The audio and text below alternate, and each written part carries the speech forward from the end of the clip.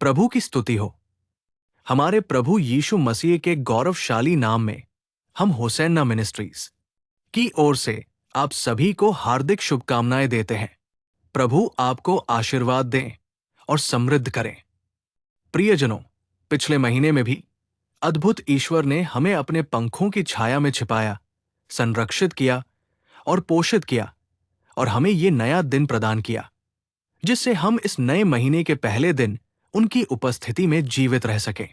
इस कृपा को दिखाने वाले पिता की स्तुति हो।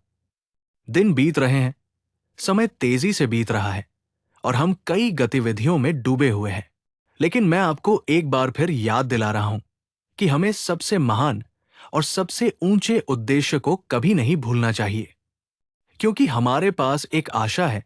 हम विश्वास की दौड़ में दौड़ रहे हैं।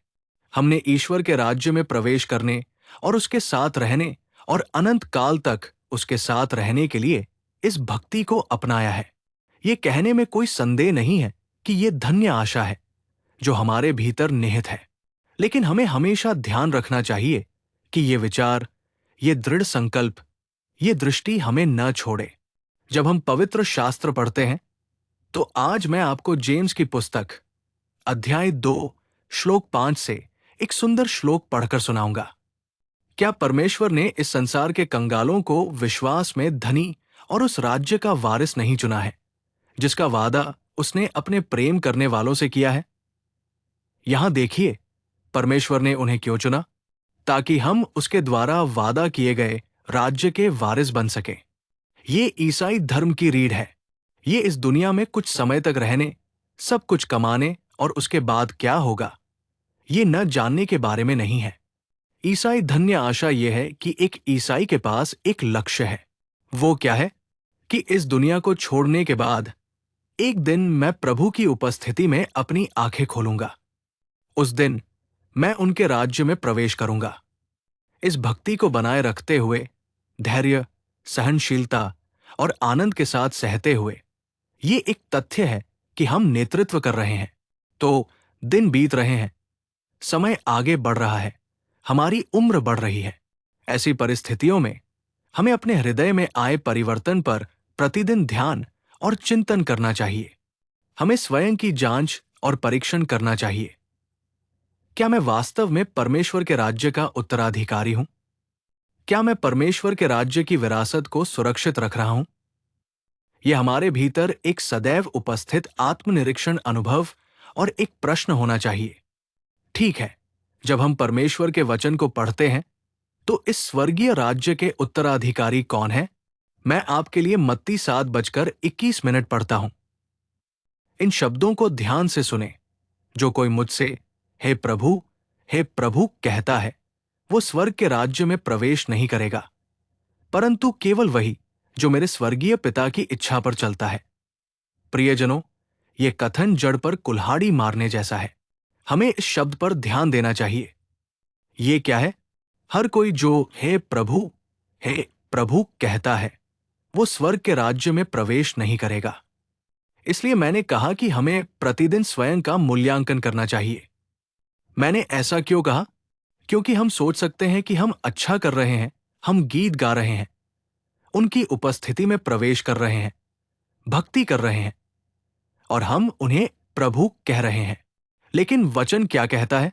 उन्हें केवल प्रभु कहना ही पर्याप्त नहीं है। केवल वही जो उनकी इच्छा पूरी करता है, उनके राज्य में प्रवेश करता है। जो उनकी इच्छा पूरी करता है, प्रियजनों, उनकी इच्छा क्या है? उनका उद्देश्य, उनके विचार, उनका दृढ़ संकल्प, उनके हृदय की भावनाएं, उनका पवित्र और पवित्र मार्ग, ये उनकी इच्छाएं हैं। तो क्या हम उनकी इच्छा, उनके विचारों, उनके इरादों के आगे झुकने, उनके मार्ग पर चलने के लिए अपना सिर झुकाने, इस प्रकार स्वर्ग के राज्य के उत्तराधिकारी बनने के लिए आगे बढ़ रहे हैं? या परमेश्वर की इच्छा को जाने बिना, उनके उद्देश्य को न समझते हुए, उनकी इच्छा और उद्देश्य को अस्वीकार करते हुए, अपनी स्वयं की इच्छाओं और अपनी स्वयं की इच्छाओं को पूरा करते हुए, क्या हम सोच रहे हैं कि उन्हें केवल प्रभु कहने से हम स्वर्ग के राज्य में प्रवेश कर जाएंगे? यही वो सबक है जो हमें इस श्लोक से सीखना चाहिए।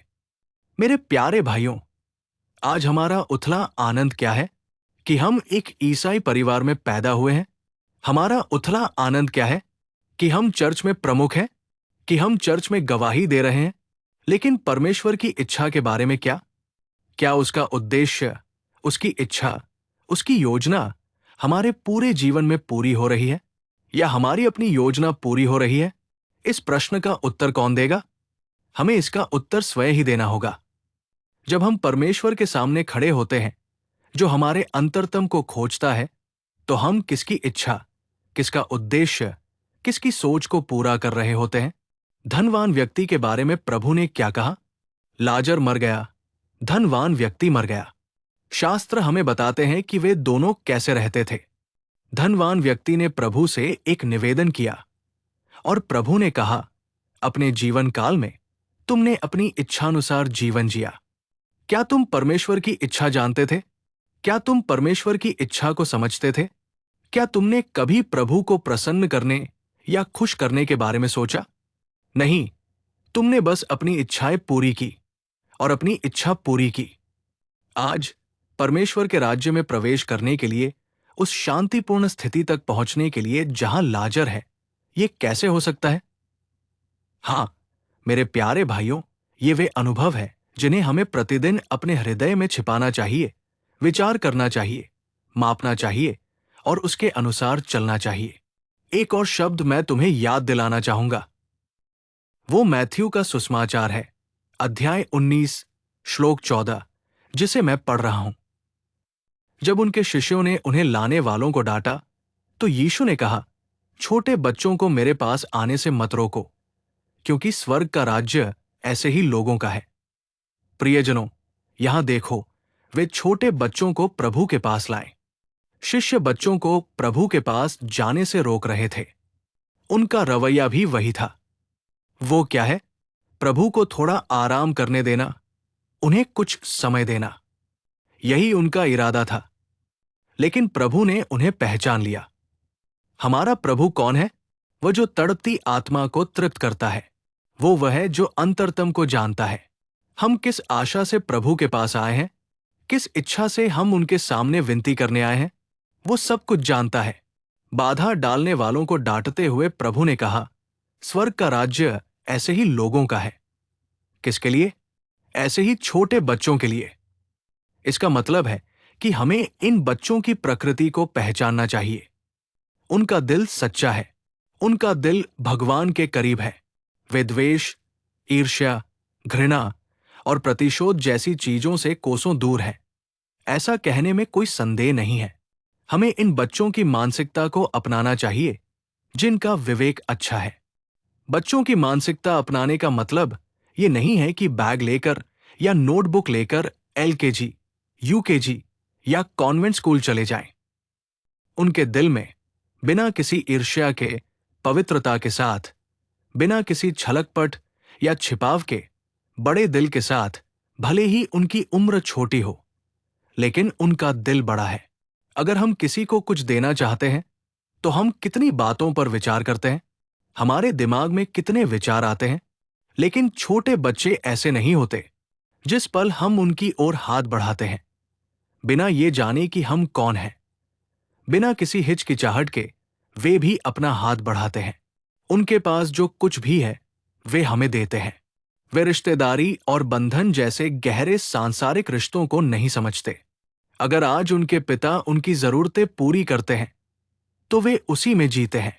एक शब्द में आगे कहें तो, अपने माता पिता की देखरेख में, मार्गदर्शन में रहते हुए, जैसे भी उनके माता पिता उन्हें मार्गदर्शन देते हैं, वे उसी तरह से नेतृत्व करना चाहते हैं। बच्चे ऐसे ही होते हैं। तो मैं आपको एक शब्द बताता हूं। जब हम छोटे बच्चों की तरह होते हैं, जब पिता हमें एक निश्चित तरीके से नेतृत्व करते हैं, तो हमें उस तरह से नेतृत्व करने के लिए तैयार रहना चाहिए। क्या हमारे दिल में वो इच्छा है कि हम उस मार्ग पर चलें, उस स्थिति में रहें जहां पिता हमें रखते हैं और हमारा मार्गदर्शन करते हैं?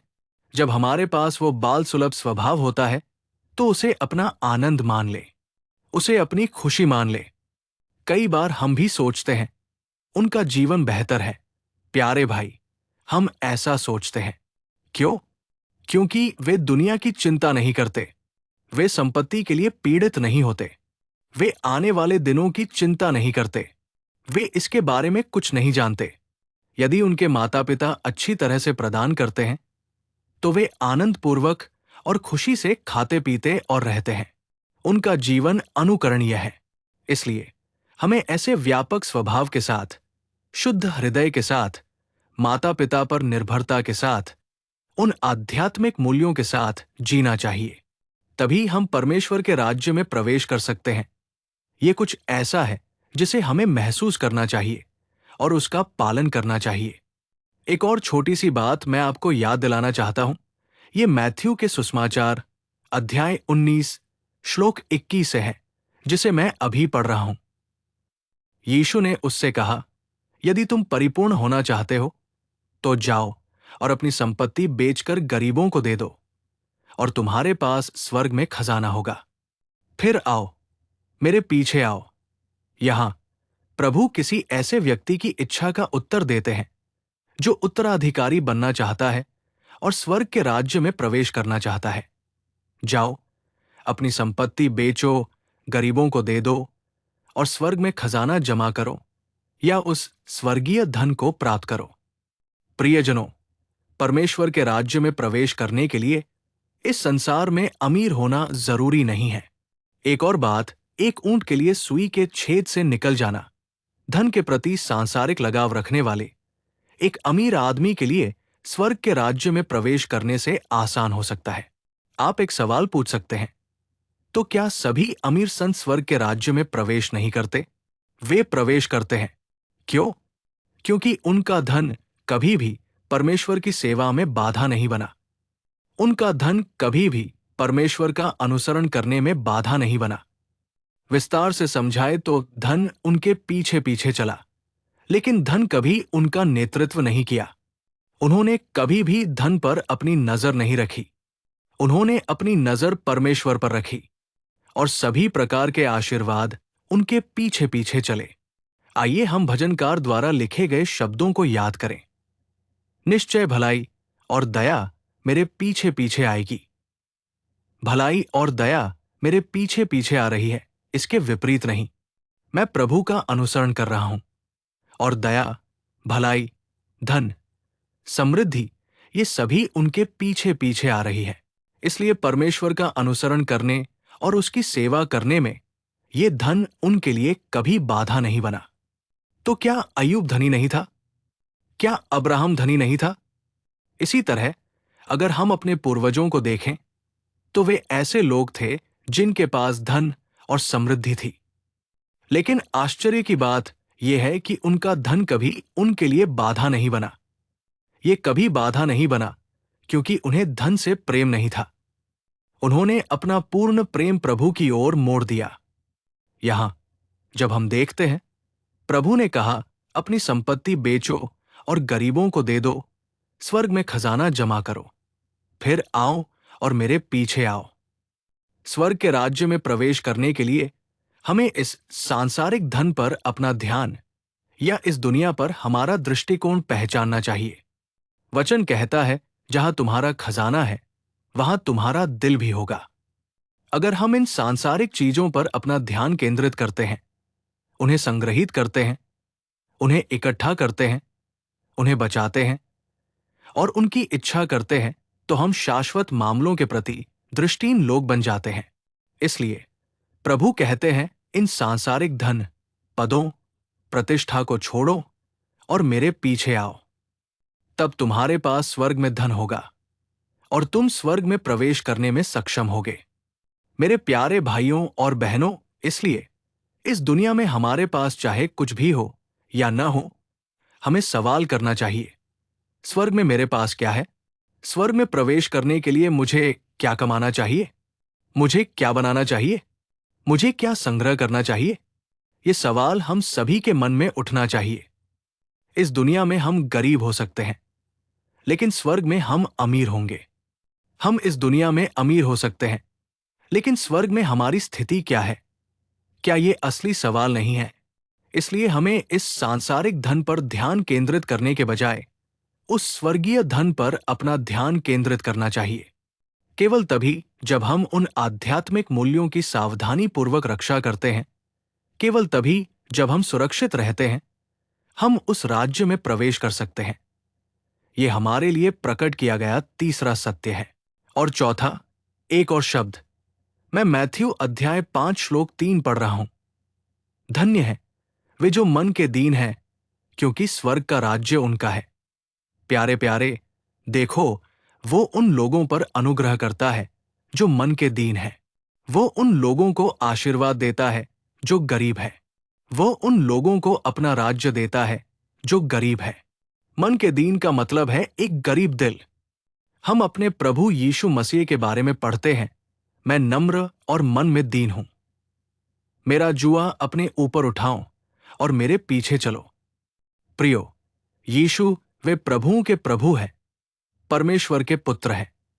फिर भी पिता के साथ रहने का भाग्य चुने बिना इस दुनिया में आए, एक सेवक का रूप धारण किया, गरीब बन गए। हमें उस विनम्र व्यक्ति का स्वभाव प्राप्त करना चाहिए। वचन कहता है, तुम्हारा भी वही मन हो जो मसीह यीशु में था। ये दीन आत्मा अभिमान या घमंड नहीं है। जो कोई परमेश्वर के बलवंत हाथ के नीचे खुद को दीन करता है, वो परमेश्वर द्वारा ऊंचा किया जाएगा। वचन कहता है कि न केवल वो ऊंचा करेगा, बल्कि वो हमें अपने राज्य में ले जाएगा। इसलिए ये लिखा है, प्रभु हमें तैयार करता है। तो सवाल ये है, क्या हमारे पास नम्रता है, या हम छोटे बच्चों की तरह हैं, या हम वे हैं जो स्वर्ग में पिता की इच्छा पूरी करते हैं? ये सवाल है। हमें खुद को जांचना और परखना चाहिए। इसलिए मेरे प्यारे भाइयों और बहनों, मैंने आपके साथ 4 बातें साझा की हैं। 1, हमें स्वर्ग में पिता की इच्छा पूरी करनी चाहिए। 2, जो लोग छोटे बच्चों की तरह स्वभाव रखते हैं, पवित्रता और पवित्रता रखते हैं, वे उसके राज्य में प्रवेश करेंगे। 3, जो लोग स्वर्ग में धन इकट्ठा करते हैं, सांसारिक धन को त्याग देते हैं और अपनी नजरें अनंत मामलों पर लगाते हैं, वे उसके राज्य में प्रवेश करेंगे। और 4, जो लोग आत्मा में गरीब हैं, वे विनम्र लोग उसके राज्य में प्रवेश करेंगे। वचन सत्य बोलकर आया है। हम ध्यान कर रहे हैं, आइए हम भी उसी तरह तैयार रहें। वचन कहता है कि वो हमें इस उद्देश्य के लिए तैयार करता है। तो आइए हम एक बार फिर परमेश्वर के वचन के सामने खुद की जांच करें और उसके राज्य के लिए तैयार हो जाएं। परमेश्वर द्वारा हमें ऐसी कृपा प्रदान की जाए। मुझे एक छोटी सी प्रार्थना करने दीजिए।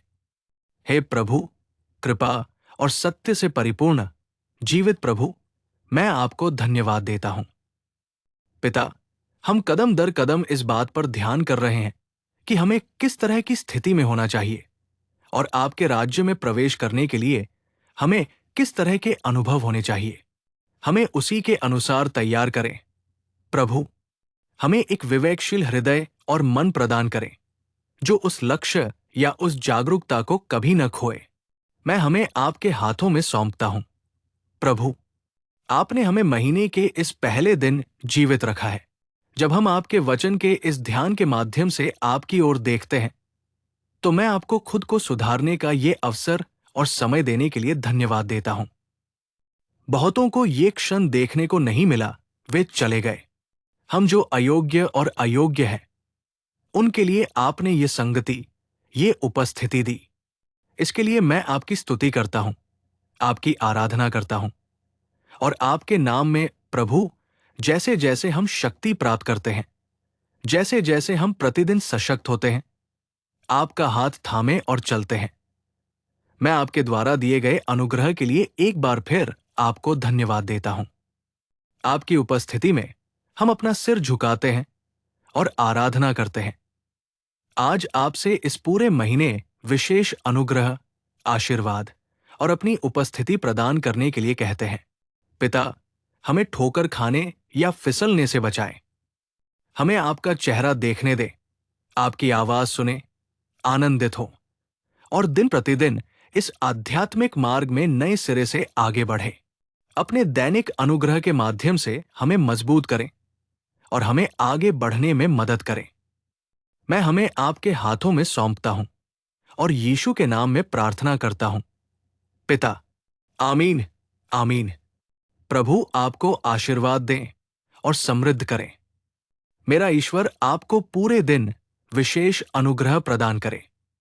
प्रियजनों, कृपया इस संदेश को कई लोगों के साथ साझा करें। इसे कई लोगों को सुनने दें। प्रत्येक दिन सुबह सुबह जब आप दैनिक अनुग्रह शीर्षक वाले इन संदेशों को देखते हैं, तो आप वचन के ध्यान के माध्यम से आध्यात्मिक रूप से मजबूत हो सकते हैं। यही मेरी हार्दिक इच्छा है। प्रभु आपको आशीर्वाद दें और समृद्ध करें। आमीन। दैनिक अनुग्रह संदेशों और अधिक आत्मा संबंधी संदेशों के लिए कृपया हमारे YouTube चैनल की सदस्यता लें।